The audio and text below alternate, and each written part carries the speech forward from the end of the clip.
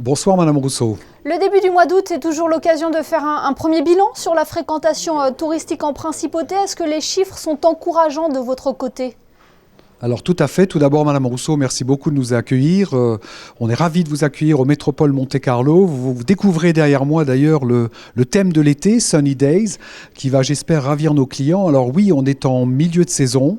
Je pense que le commentaire doit s'appliquer sur l'ensemble de l'année, puisque vous imaginez que nous, hôteliers, après une année d'exception en 2022, nous étions un petit peu anxieux de voir si ce grand succès de l'année dernière allait se renouveler cette année.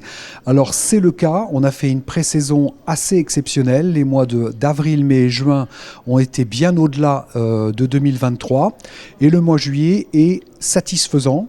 Quant au mois d'août, la première quinzaine est extrêmement encourageante, mais nous commençons à percevoir un léger ralentissement des réservations sur la deuxième quinzaine du mois d'août. Donc le bilan pour l'instant très positif, mais nous attendons de voir si le mois d'août sera au rendez-vous comme il l'a été l'année dernière. Comment expliquer un petit peu cet intérêt pour la Principauté, au-delà des rendez-vous qu'on connaît à Monaco, comme le Grand Prix de Formule 1 ou le Rolex Monte Carlo Masters ? Comme vous le savez, Madame Rousseau, en Principauté en particulier, sur 365 jours, nous avons la chance de jouir de plus de 330 jours de soleil.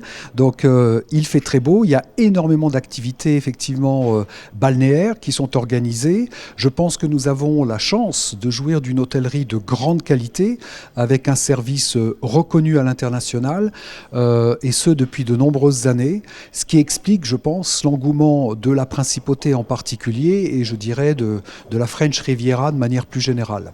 Que recherchent vos clients principalement ? Qui sont-ils d'ailleurs ? Alors, on observe, comme l'année dernière, une forte progression de la clientèle américaine qui, au Métropole Monte-Carlo, était la clientèle numéro 1 sur le mois de juillet.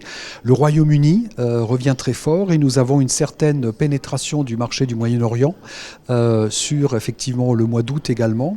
Je pense qu'ils recherchent de plus en plus des séjours un peu plus longs, à savoir de passer de très très bons moments en famille. Et j'en profite d'ailleurs pour vous dire que nous avons bien évidemment cette année aussi renouvelé cette offre magnifique de notre Kids Club pour la clientèle famille, qui est une découverte des fonds marins pour les enfants cette année.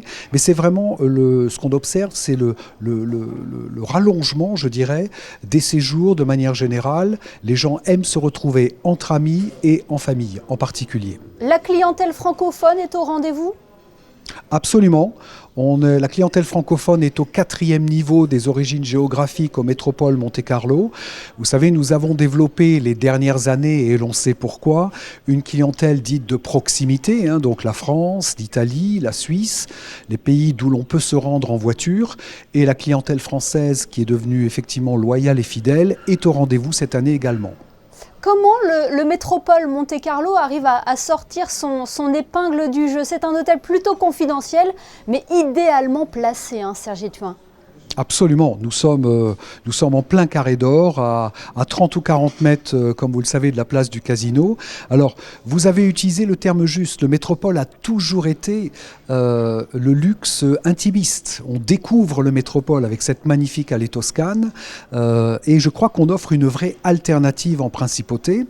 Alors, le Métropole a toujours tiré son épingle du jeu en essayant chaque année d'offrir des expériences nouvelles.